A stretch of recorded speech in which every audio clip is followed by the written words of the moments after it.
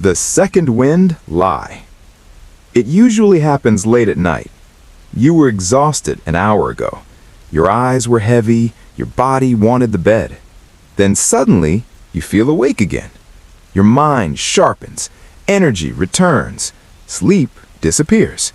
You tell yourself the same thing every time. I got a second wind. It feels real. It feels powerful.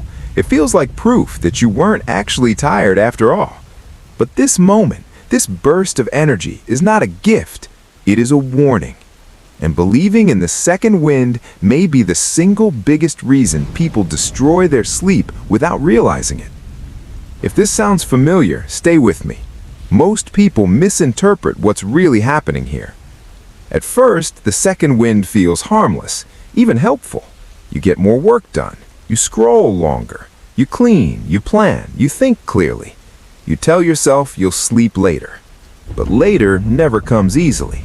Instead, you lie in bed alert, restless, frustrated, wondering why sleep vanished when you finally wanted it. This pattern repeats night after night until exhaustion becomes your baseline. If you've lived this cycle, quietly like this video. It helps this reach people who need to hear it. The truth is uncomfortable. There is no second wind. There is only a stress response pretending to be energy.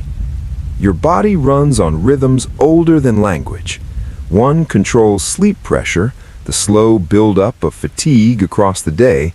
Another controls alertness, hormones that rise and fall to keep you alive. When these rhythms are respected, sleep arrives quietly. When they are ignored, the body cheats. The second wind is that cheat. Earlier in the evening, your body sends signals that sleep is approaching. Temperature drops, muscles soften, focus narrows. This is the moment most people push through. They stay on their phone, they answer one more message, they finish one more task. The brain interprets this not as productivity, but as danger. From the brain's perspective, something is wrong. You are tired, yet still active, still alert, still exposed. So it triggers an emergency override. Stress hormones surge, adrenaline leaks into the bloodstream, cortisol rises when it should be falling. Energy returns, not because you recovered, but because your body is preparing you to survive. This is the second wind. Not rest, not renewal, fight or flight. If this is clicking, comment tired but wired. It tells me you're seeing the pattern. Your heart rate subtly increases, your thoughts speed up, your senses sharpen. You feel awake because your body has abandoned sleep in favor of vigilance. Evolutionarily, this made sense. If our ancestors were exhausted but still awake after dark, it meant one thing: threat. Predators, cold, danger.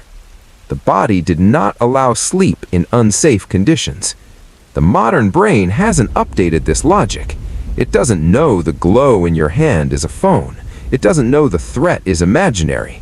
It only knows that you ignored fatigue, and that means something must be wrong.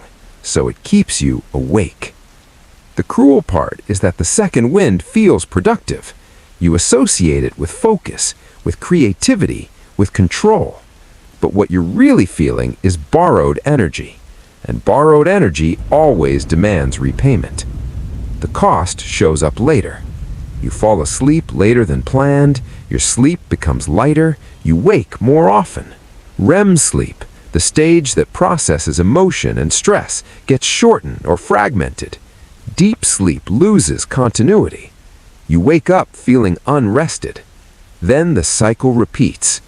Over time, your brain learns a dangerous association. Nighttime equals alertness. Bed becomes a place for thinking instead of resting. Darkness becomes stimulation instead of safety. Many people who believe they aren't tired at night are actually exhausted, but trapped in this loop. There was a graduate student named Lena who believed she worked best late at night. She felt foggy in the evening, then suddenly alive around 10 p.m. She called it her rhythm, but her sleep data told a different story. Her cortisol peaked at night. Her REM sleep was suppressed. Her mornings were heavy. When she stopped pushing through her first wave of tiredness, the second wind disappeared within a week. So did her insomnia. The biggest lie about the second wind is that it means you weren't tired. In reality, it means you were too tired and ignored it. True energy feels calm, sustainable, quiet. The second wind feels urgent, edgy, restless. That difference matters. This false energy trains your nervous system to distrust fatigue signals. You stop responding to the body's first request for rest. Eventually, it stops whispering and starts shouting, either wired or crashed. This is why many people feel nothing during the day, then everything at night. The nervous system never gets a chance to downshift. The solution is not forcing sleep earlier. It's respecting the first wave of tiredness. That moment when yawning starts, when focus softens, when the body signals closure. That is not weakness. That is precision. Miss that window, and the body uses stress to keep you functional. And stress and sleep do not coexist. The fix is simple, but uncomfortable at first. When tiredness arrives, stop stimulating the brain. Dim the lights, slow movement, reduce input. Do not push through. At first, it feels like losing time, but what you gain is deeper sleep, earlier sleep onset, and stable energy the next day. Within days, the second wind weakens. Within weeks, it disappears.